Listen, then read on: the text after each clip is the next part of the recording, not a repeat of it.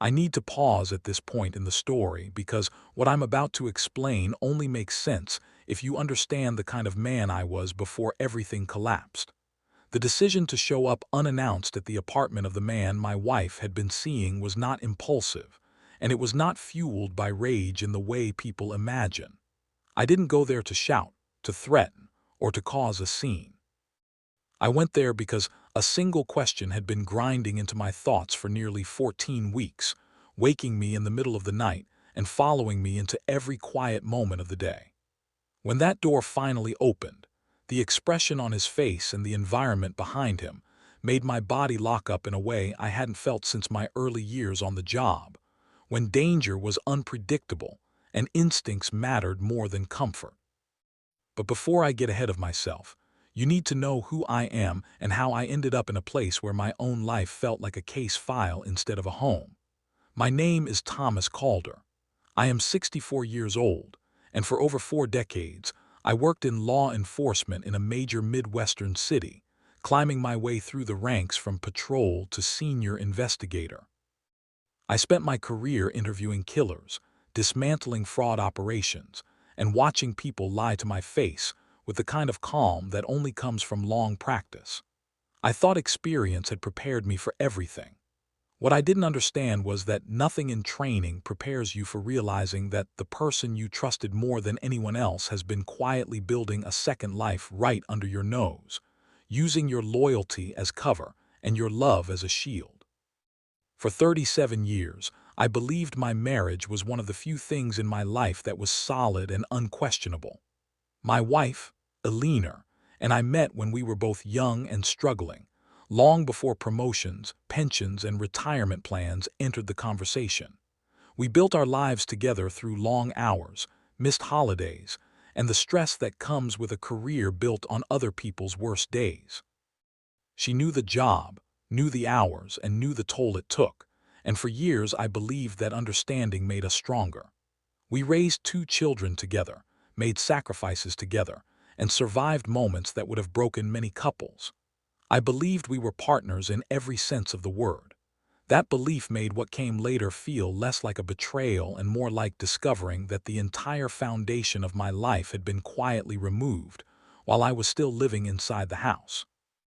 Looking back, I can see how comfortable I had become with routine, how easily I assumed that consistency meant loyalty, and how I mistook familiarity for honesty. I didn't question where she went, who she spoke to, or how she managed our finances, because trust had become automatic after decades together. That automatic trust became the very thing that allowed everything else to happen without my noticing until it was almost too late. The first crack appeared on a quiet weekday morning in early spring, a day that started like hundreds before it. I had taken our aging shepherd mix, Ranger, out for his usual walk through the neighborhood park, following the same familiar path that had become part of my retirement routine. Eleanor had told me she was heading out early for a community discussion group she attended every week, something she said helped her stay mentally active and socially connected. That morning, Ranger tugged me in a different direction, pulling toward a street I didn't usually take, and that small change in routine is what put me in the wrong place at the exact right time. Through the window of a cafe near the corner, I saw her sitting across from a man I had never seen before. They weren't sitting like acquaintances or casual friends. They were leaned in close, sharing expressions that spoke of familiarity, not formality. His hand rested over hers on the table, and her posture, her smile, the way her eyes softened when she looked at him, all told a story that no explanation could rewrite. I stood there longer than I should have, holding Ranger's leash, watching the woman I thought I knew laugh in a way I hadn't heard directed at me in years. It felt like witnessing a private moment I was never meant to see, one that rewrote decades of shared history in a matter of seconds. Every instinct in me wanted to confront her right there, to walk in, to demand answers, to force a confession or explanation that would make sense of what I was seeing. But years of investigation had trained me to suppress emotional reactions in favor of observation. I had learned that confronting too early often destroyed the chance to learn the full truth. So instead of stepping forward, I stepped back and watched. I memorized the man's face, his clothing, the expensive watch on his wrist, the way he carried himself with confidence. I noted the way Alina leaned toward him, the way they stood up together, and the way they left side by side, walking toward a sleek dark sedan parked out of immediate view. Out of pure habit, I noted the license plate, not even realizing at the time how important that small detail would become. When Alina returned home that evening, she spoke casually about her group meeting, mentioning a book they supposedly discussed. I nodded, asked a few questions, and listened as she described details that didn't line up with what I knew of her group's schedule. I had read the same book she referenced months earlier, and I knew they had already covered it. The lies were smooth, practiced, and delivered with the ease of someone who had been rehearsing them for a long time. That night sleep refused to come. I lay awake beside her, listening to her steady breathing while my mind replayed every moment I had witnessed. 37 years of shared memories clashed with a single morning that made everything feel uncertain. I thought about how we met, about the early days when money was tight and hope was strong, about the years when the kids were young and exhaustion was constant. I thought about the life we built and the future we had planned. None of it aligned with the image of her holding another man's hand in a cafe. The contrast felt unreal, like two different stories trying to occupy the same space. By morning, I knew I couldn't ignore what I had seen. Denial would have been easier, but it would also have made me a willing participant in my own deception. So I did what I had always done when something didn't add up. I reached out to someone I trusted to help me find the truth, even if that truth turned out to be worse than I imagined. I contacted a former colleague, Marcus Hale, who had left the department years earlier to run a small but respected investigative service.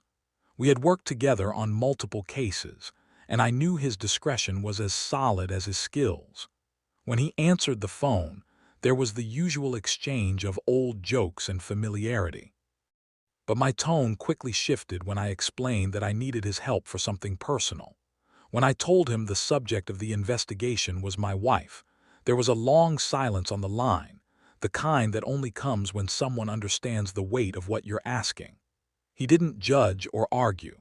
He simply asked for recent photos, her usual schedule, and any information that might help him blend into her routine unnoticed. Over the next several weeks, I went through my days as if nothing had changed. I fixed things around the house, took Ranger on his walks, watched the same evening news, and played the role of a retired man enjoying a quiet life. Meanwhile, Marcus sent regular updates that painted a picture I never wanted to see. Repeated meetings with the same man, hotel visits during hours she claimed to be elsewhere, long lunches that stretched into afternoons, and patterns that left no room for innocent explanations. Each report felt like a slow tightening around my chest, but I kept my reactions contained. I had spent a lifetime learning how to keep a neutral expression when hearing things that should have shaken me. That skill became my shield. Then came the information that shifted everything from emotional betrayal to financial and legal disaster. Marcus uncovered that the man, whose name turned out to be Victor Lang, was running a small investment operation that claimed to specialize in private client growth. On paper, it looked legitimate. In practice, it raised enough red flags that any experienced investigator would have questioned it. The real shock came when Marcus found Alina's name listed as a major contributor. She had transferred a large sum of money into Victor's business only weeks after I first saw them together. The amount was significant enough that it could not have come from anywhere but our shared savings. Money we had spent decades building, money meant for retirement security and for our children's future, had been moved without my knowledge or consent. I logged into our accounts for the first time in months and saw a trail that made my hands go cold. There were repeated withdrawals spaced out carefully, each one small enough to avoid drawing attention on its own, but together they formed a pattern that was impossible to ignore. The total was staggering. Funds had been pulled from multiple sources, including accounts I rarely checked because I had trusted Alina to manage them responsibly. As I dug deeper, I discovered something even more disturbing.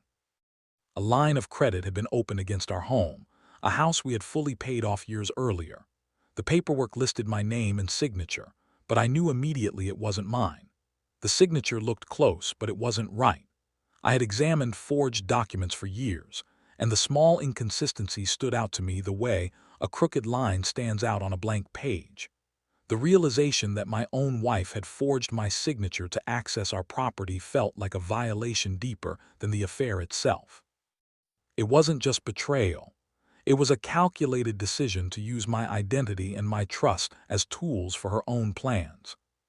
From that moment on, my home felt less like a place of comfort and more like a crime scene I was forced to live inside. Every smile she gave me, every casual conversation, every shared meal felt staged. I began documenting everything quietly, keeping records, saving copies, building a timeline the same way I would for any major investigation. When she came home and spoke about her activities, I cross-referenced her stories with Marcus's reports. The gaps were undeniable. I tested small conversations, mentioning finances casually, watching for hesitation or changes in her expression. Each reaction confirmed what I already knew. She wasn't just having an affair. She was planning something bigger, something that involved stripping away financial security and positioning herself to walk away with as much as she could take. The woman I had trusted with every part of my life had become someone I barely recognized, and that realization forced me to accept that love, history, and loyalty meant nothing when someone had already decided to treat you like an obstacle instead of a partner. The moment I accessed her phone confirmed what my instincts already suspected. I had never believed in invading her privacy, but at that point, privacy had already been weaponized against me. Using a passcode I knew from years of shared habits, I opened her messages and found months of conversations with Victor. The tone was not just romantic, it was strategic. They discussed money, timing, legal steps, and how to position things so I would be caught off guard. They talked about my schedule, about when I would be out of the house, and about how to structure things so that I wouldn't notice until it was too late. There were messages that spoke casually about selling the house, about accessing additional funds, and about how a legal separation would be used as leverage. Reading those messages felt like standing outside my own life, watching strangers plan the dismantling of everything I had built. I took screenshots, saved copies, and returned the phone exactly where I found it.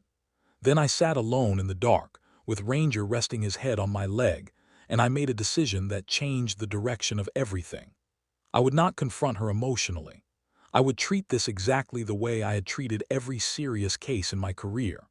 I would build a complete, undeniable file, and I would protect myself, my children, and my future with facts, not outbursts. The next step was bringing my children into the truth, even though it was one of the hardest conversations I had ever had. I contacted my son, Aaron, first, asking him to meet me privately and not to say anything to his mother. When I laid out the evidence, I watched disbelief turn into anger, then into a heavy silence that told me he understood the gravity of what he was seeing. He wanted to believe there was another explanation, something that would make it all less devastating, but the documents, photos, and messages left little room for doubt. I asked him to tell his sister, Naomi, and to prepare her for a reality none of us wanted to face. When Naomi called, her voice was steady, but I could hear the strain beneath it. As an attorney, she understood immediately what the forged documents and financial transfers meant. She didn't react emotionally first. She reacted strategically. She asked for copies, timelines, and full access to everything I had gathered. In that moment, my role as a father and my role as an investigator merged into one. I wasn't just protecting myself anymore. I was protecting my family from the consequences of someone else's deliberate choices. Over the next several weeks, my life settled into a strange double existence that I never would have believed possible before it happened to me.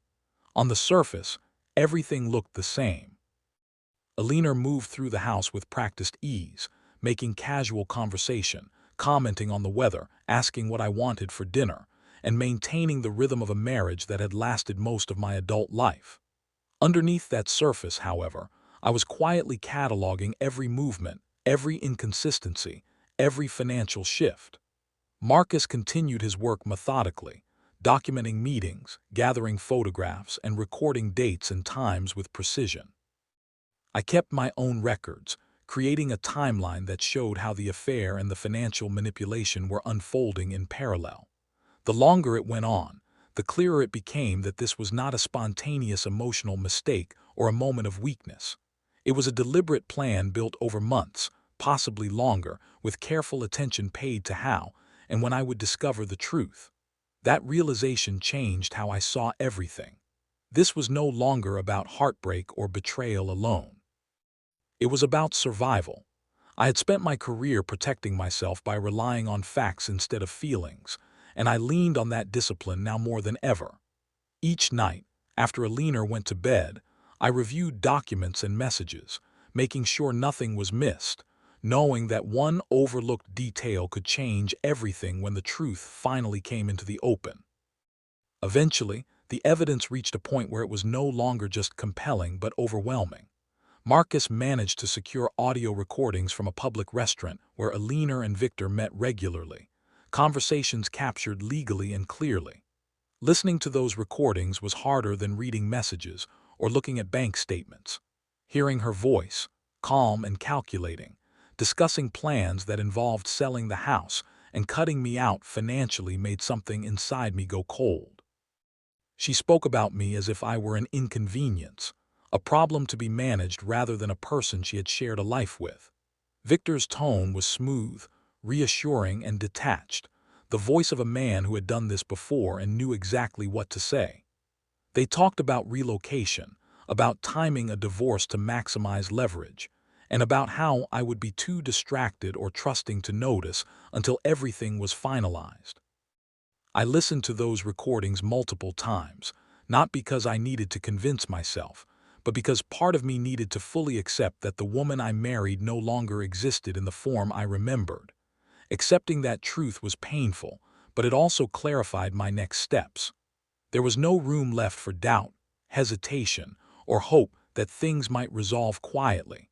This was heading toward confrontation whether I wanted it or not. That confrontation arrived in a way I hadn't expected, packaged as something almost ordinary. Alina announced one evening that she wanted to have a family dinner and discuss something important with me and the kids. Her tone was measured, slightly nervous, but controlled. She framed it as a conversation about the future, about making decisions while we were still healthy enough to enjoy them. Aaron and Naomi were already aware of everything, so they agreed to come, understanding exactly what was about to unfold. When we sat around the dining table, the familiarity of the setting made the situation feel surreal. This was the same table where birthdays had been celebrated, arguments resolved, and milestones marked. When Alina began speaking about downsizing, about selling the house, about investing the proceeds in a warmer place with better opportunities, I let her talk without interruption. I watched her carefully, nodding where her confidence faltered and where it hardened. When she mentioned a specific location and referenced a friend who could help with investments, I finally spoke. I said Victor's name aloud and watched the color drain from her face in an instant. The silence that followed was heavy and unmistakable. There was no denial that could survive what came next. I laid everything out calmly, placing copies of documents, transcripts, and photographs on the table one by one. I didn't raise my voice. I didn't accuse emotionally.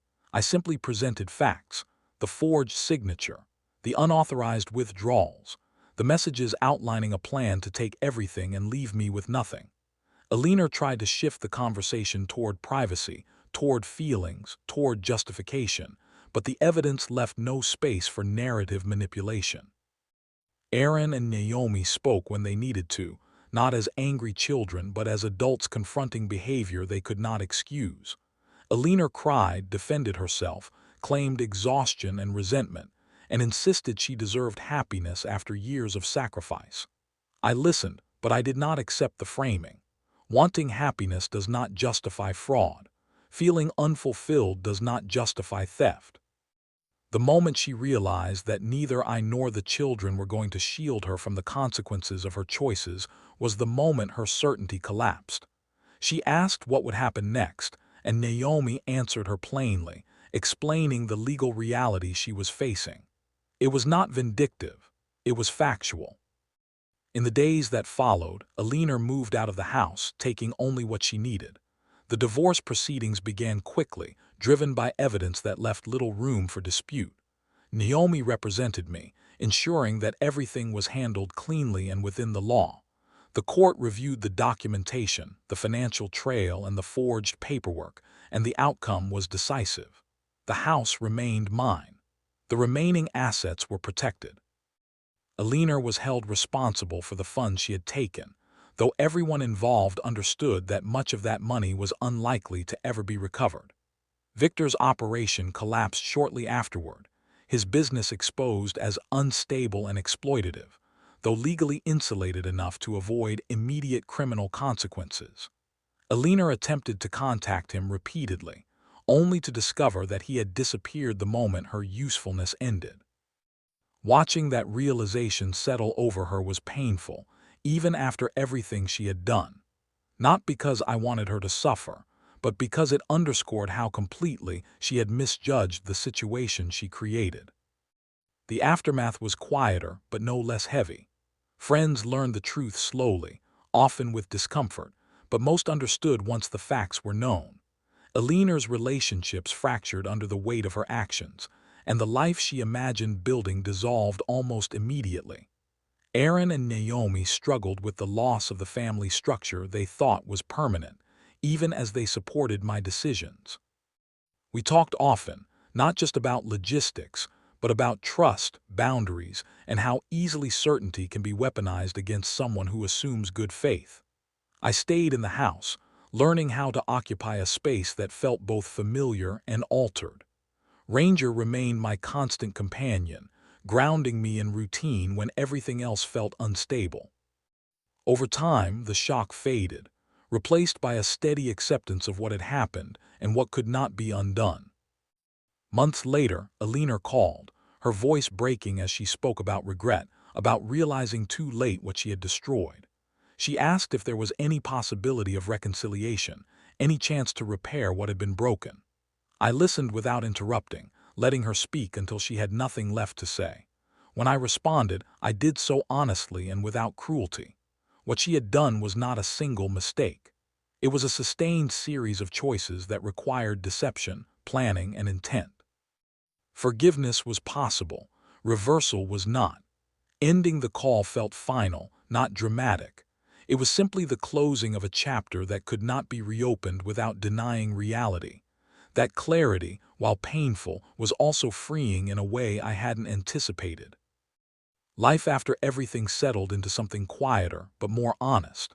I rebuilt routines, reconnected with friends who had stood by me, and began exploring the idea of companionship again without rushing or expectation. Starting over in your 60s is strange, humbling, and occasionally awkward, but it is not hopeless. I met people who valued transparency and directness, qualities I had always respected but now appreciated on a deeper level. I removed old photographs from the walls, not out of anger, but out of acknowledgement that those images represented a life that no longer existed. Letting go of them felt less like loss and more like making space. Sometimes, late in the evening, I think back to that morning at the cafe, to the version of myself who believed his life was settled and secure. I wonder briefly if confronting Alina then would have changed anything, but the evidence suggests otherwise. The planning, the financial maneuvering, and the emotional detachment were already in motion. That moment was not the beginning. It was simply the first time I saw the truth clearly. Accepting that has helped me stop questioning my choices. I did not create the situation. I responded to it the only way I knew how, with diligence, restraint, and respect for the truth. What I carry forward now is not bitterness but awareness. Trust is not blind. It is built, maintained, and protected through honesty and accountability. When those things disappear, love alone cannot compensate. I survived not because I was stronger than the situation, but because I refused to ignore reality once it revealed itself. I treated my own life with the same seriousness I had treated every investigation I ever worked. I gathered facts, acted deliberately, and protected what mattered. In the end, that approach didn't just preserve my future. It allowed me to look at myself without regret. And that, more than anything else, is what starting over requires.